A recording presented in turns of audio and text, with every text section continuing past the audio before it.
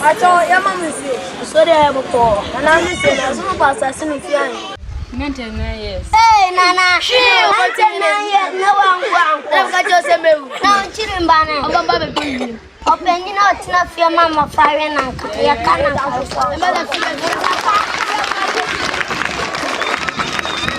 This is a drama put together by the children within the community of Aboa to illustrate the deplorable situation that their community is presently faced with, where the chief of Amantine, a paramount chief in Ghana, has leased over 42,000 acres of land within the Amantine Atebebu district in the Brongahafo region of Ghana for 99 years to the Amantine Agro-Processing Company for the large-scale cultivation of cassava that is intended for supply to local breweries as well as export purposes towards the production of ethanol.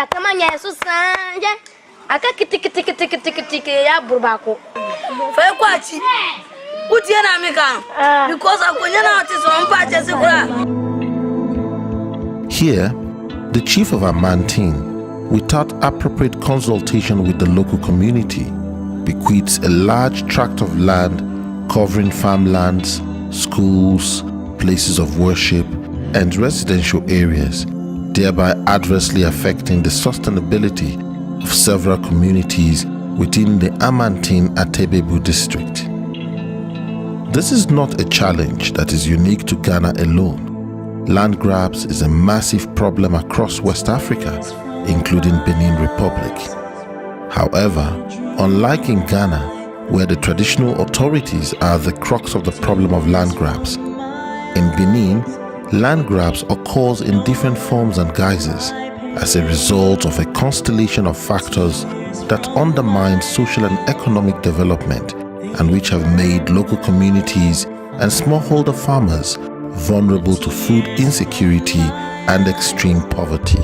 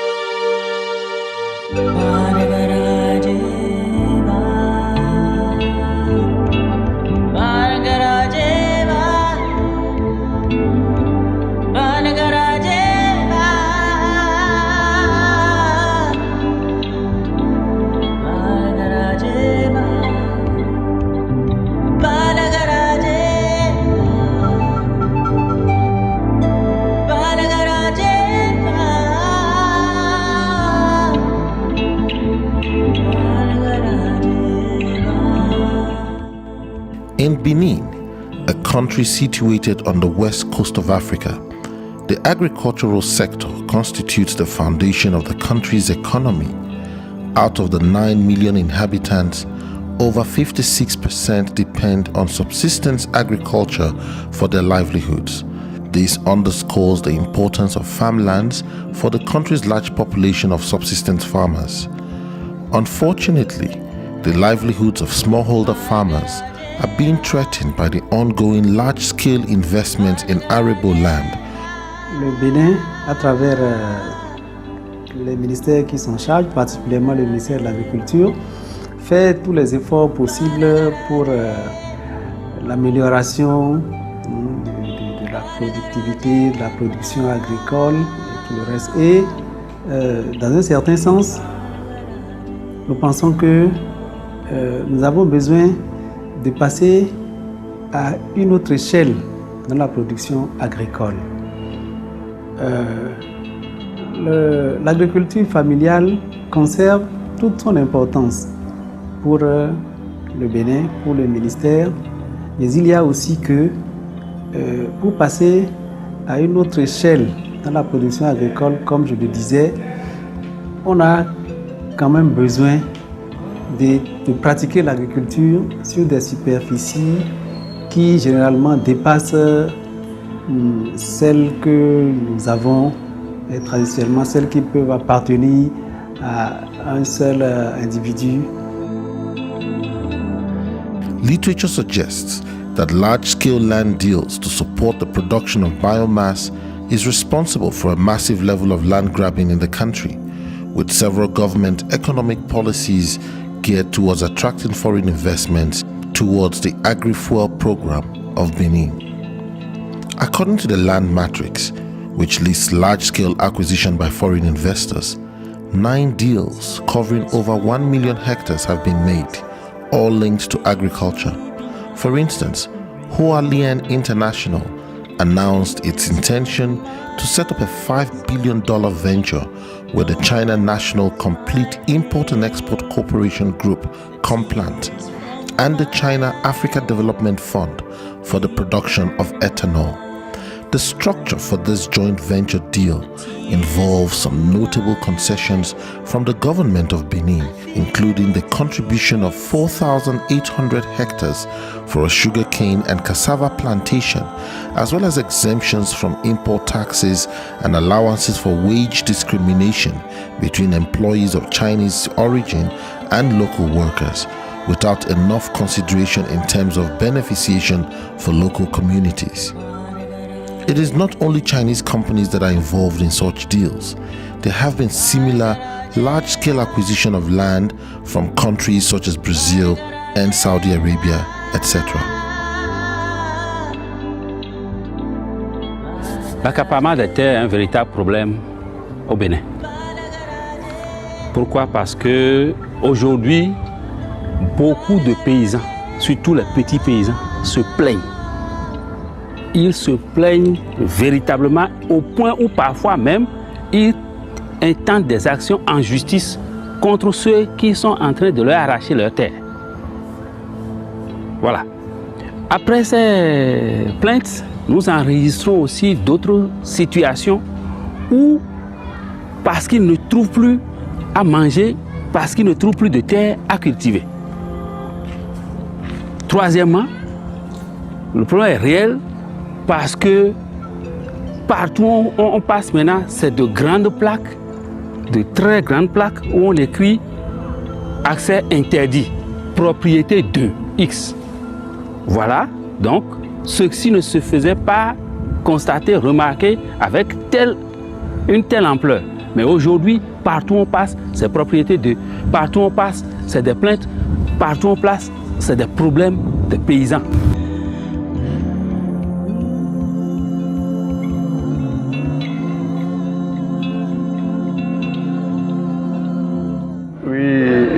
L'accaparement des terres est une question importante, même cruciale au Bénin et même en dehors du Bénin. C'est pour toute l'Afrique. Parce que sans les terres, le paysan ne pourra rien faire. Et nous ne travaillons pas sur les terres urbaines, nous travaillons sur les terres rurales, le foncier rural, parce que le paysan en a besoin pour ses activités et pour contribuer réellement au développement, à la souveraineté alimentaire et à la sécurité alimentaire. Monvo is a young man from Pataboji, Monsoro, whose family has had over 90 hectares of their land acquired with a deal involving a joint venture between the government of Benin and a Brazilian company that acquired a total of 270 hectares of land for the cultivation of rice. Peropo, bon, non vitile, fufutile, il va donc dire que moi, et j'ai clémito et les midi bi. The government came with the Brazilian company and took over our land. This resulted in a big conflict between several families whose land was taken. Finally, it was agreed that my family would be compensated for the 98 hectares of land that was taken from us. Out of the amount, 40 million sever agreed by the company to compensate my family. Can you imagine? They have only given us 5 million sever since 3 years. We have approached the company to pay us the balance, but no, they don't pay us. They are just deceiving us with come today, come tomorrow story.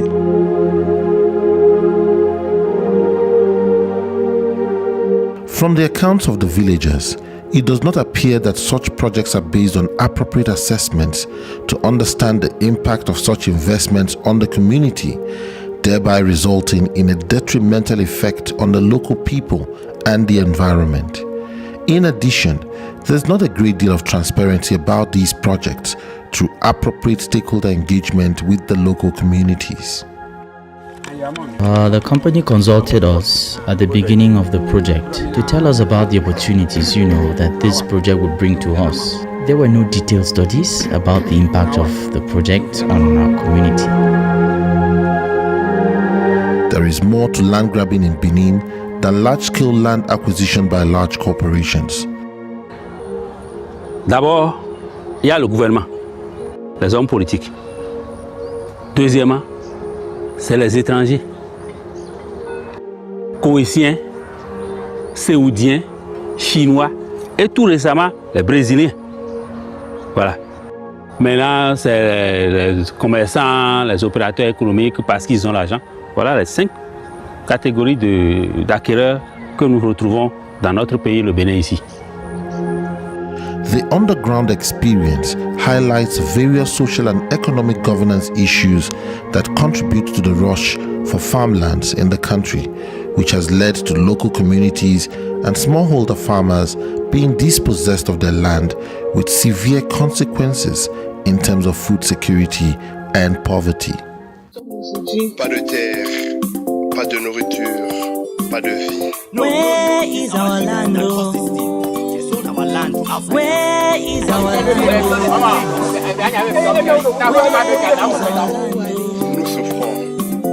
Notre Where is our land? Where is our land? Where is our land? Where is our land? In Benin, the town of Jija is arguably the most affected part of the country in terms of land grabs. Jija is a commune in the Zao department of southwestern Benin. The commune has a large land mass covering an area of over 2,184 square kilometers with a small population size of about 85,000 people as at 2006, in terms of which about 90% of the population is engaged in agricultural activities. La superficie de la commune de Djidja est vraiment énorme, ça dépasse les 2500 km². Et la synergie paysanne, qui est l'une des organisations professionnelles qui défend la cause des paysans, a fait une étude en 2009 qui a révélé que environ 45% des terres sont déjà cédées, aussi bien à des nationaux qu'à des étrangers. Mais comme je l'ai dit tantôt, moi je travaille pour le compte du réseau Wildaf Bénin, qui s'occupe entre autres des questions foncières, notamment de l'accès, de la facilitation de l'accès des femmes aux terres dans Djidja. Et d'après nos investigations, c'est vrai, on n'a pas conduit une étude scientifique pour le prouver, mais à voir tous les tours qu'on fait, les coins les plus insondés où on va et on découvre des plaques qui montrent que telle terre a déjà été vendue pour X ou Y, je peux dire aujourd'hui que près de 70%, sinon même plus de 70% de la superficie du Djidja a été déjà vendue. The scramble for Djidja's farmlands is as a result of land prospecting activities by intermediaries, politicians, elites, local and international companies, as well as even churches. the prospecting of Gija's farmlands is due to a wide range of factors. Firstly, poor economic policies from government has created an area where poverty is rife, and the impoverishment of the smallholder farmers, coupled with the lack of education and the trend towards consumerism, particularly regarding the purchase of motorbikes, has influenced individual smallholder farmers and families to sell their land without the knowledge that this is detrimental to their long-term livelihoods and sustainability. Most of this land is sold at a severely undervalued price, starting from about $100 per hectare, and this is done through local intermediaries who are accused of deceiving farmers into selling their lands while making huge profits from the deals. Nous avons constaté que nos parents sont en train de brader nos terres à vil prix. Dans les zones les plus reculées, l'hectare est quelquefois vendu à 40, 50 000. Je dis bien l'hectare. Il y a d'abord dans le pays des gens qui se sont constitués en démarcheurs, les négociants fonciers. Je peux citer des noms, mais je ne cite pas. Après cela, il y a des jeunes, parce que voulant sortir de l'indivision, les jeunes, ils ne veulent plus rester dans la collectivité parce qu'ils ont des projets ambitieux, aller déposer de l'argent dans les placements. Ça fait 2. Troisièmement, c'est les rois, les chefs de collectivité qui, parce qu'ils ne veulent pas travailler la terre, et il y en a, ils vendent.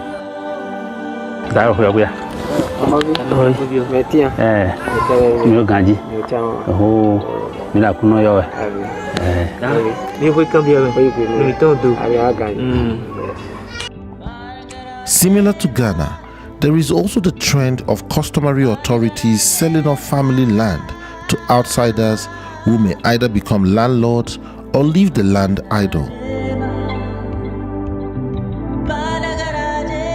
Azimbli Honore is a family head who was responsible for selling off 660 hectares to the Roman Catholic Church and is currently in court to regain access to portions of the land that has not yet been paid for by the church.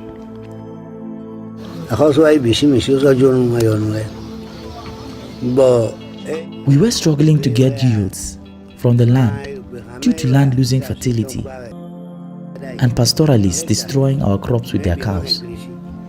The Catholic Church approached us for a large portion of land with promises that they would put that land to good use by building a massive institution and provide employment for our family members. Now, this was 11 years ago. Since then, they've done nothing with the land, which they have not even fully paid for. Community members are often pressurized by politicians to sell their viable agricultural land for projects that the politicians or elites have a personal interest in. Que nous avons des régimes, des dirigeants qui sont eux-mêmes, c'est-à-dire ils ne sont pas honnêtes. Ils profitent de leur position pour aller acheter toutes les terres et ils en font leur propriété. There are a lot of unfulfilled promises from these land investors, particularly in terms of providing infrastructure, development, and employment.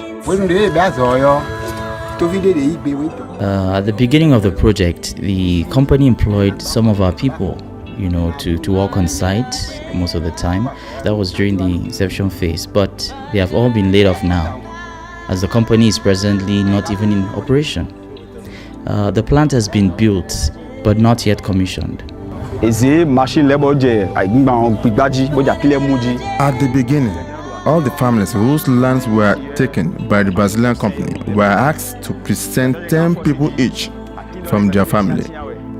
I submitted 10 names for my family. They were employed, they were never paid. Since the company came, we are yet to see any development. We were told this was the best thing that could ever happen to us, although the company just starting up. The rush for Jija's farmlands has created an unsustainable situation that puts access to secure rights in jeopardy for groups with a more marginalized position within their community, particularly groups with so-called secondary rights, such as women, younger men, migrants, and pastoralists. Oui, dans notre tradition, avant on ne permettait pas à la femme d'hériter, avoir une parcelle dans notre système. C'était quelque chose qui n'était pas reconnu. Mais progressivement, ce droit est reconnu à tous, même aux femmes. Les femmes peuvent aussi avoir des terres.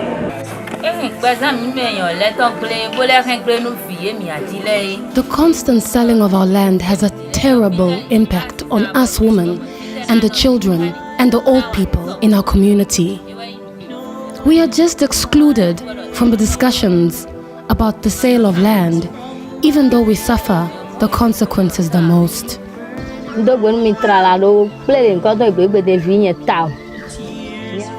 I am a married woman inside this community. I am very afraid of what's happening here because every day people come and take our lands and we don't have any more land to farm on. The women, especially, are really suffering. When the nearby land is sold, women have to walk so far to farm, which affects their ability to take care of the households, thereby creating tension in the home.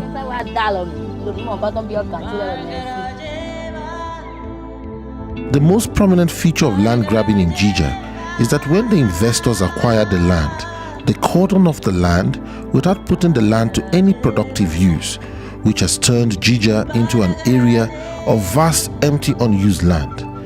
Despite not using the land, the new landowners deny the community of further access to the land. As a result, once the transaction is finalized, the community members find themselves unemployed and often have to leave their village in search of jobs in the cities. Part of the decision forcing communities in Jija to sell off their land include the low technical knowledge to ensure the productivity of the land, as well as consistent conflict with pastoralists who through government policies are allowed to roam through the area, including farmlands, and thereby destroying the crops of local farmers.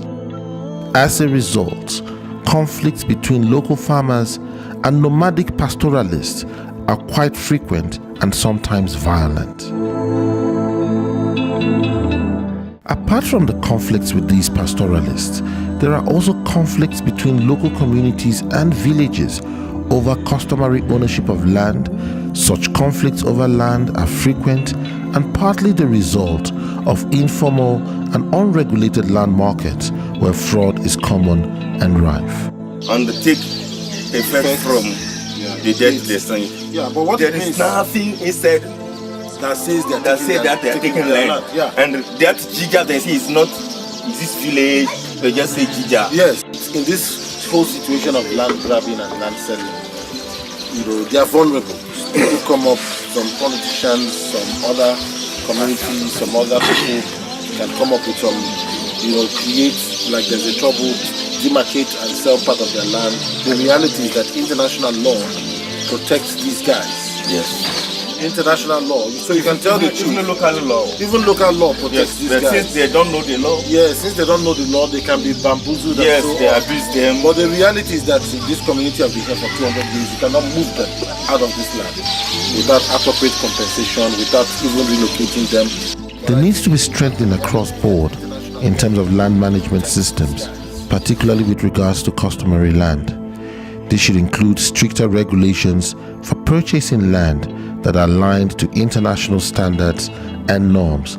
Nous avons le bonheur de connaître un code foncier domanial en République du Bénin qui, dans son application, si c'est respecté et non comme les autres fois où on se donne des tests et on ne se donne pas les moyens de les faire appliquer. Si ce code est respecté, je crois que beaucoup de choses vont se corriger.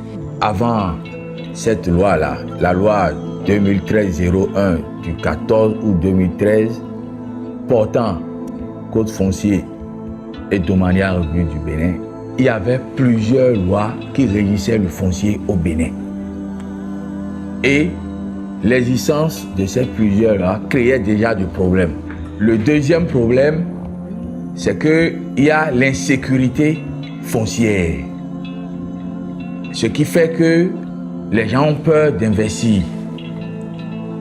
Tout ce qui se passe comme conflit, les conflits fonciers où tu peux rester sur une parcelle, tu peux acheter une parcelle, rester pendant 30 ans, 40 ans, et un jour on vient, une décision de justice vient te faire partie. Le troisième problème qu'on peut également citer, c'est la multiplicité des institutions impliquées dans la gestion foncière. Pour finir, je dirais qu'il revient aussi bien à l'État, aux collectivités territoriales, aux organisations non gouvernementales comme le WILDAF, la Synergie Paysanne, Dinoukoum, le réseau Dinoukoum et bien d'autres organisations qui sont intéressées par la question foncière de vulgariser ce code-là et de faire le plaidoyer, beaucoup de plaidoyer auprès de ces propriétaires terriens-là pour amener la population à comprendre qu'il n'y a rien de bon à vendre la terre aux gens. Mais on tirerait beaucoup plus de revenus en ne vendant pas la terre, mais en mettant à disposition sous diverses formes de contrats, de contrats, ces terres-là, afin d'avoir de petits revenus, mais de façon durable dans le temps.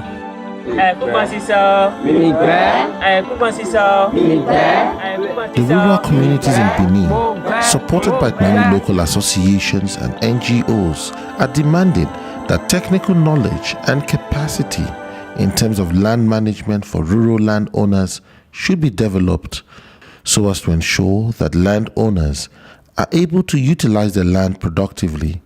More importantly, in order to safeguard food security for local communities in West Africa, their governments should create strong economic policies that safeguard and protect local farmers, developing a conducive environment for agriculture to thrive within the country. This will provide greater sustainability and aid in the long-term growth of these nations. Pas de nourriture, pas de vie. Where is our land? Okay. In his own language.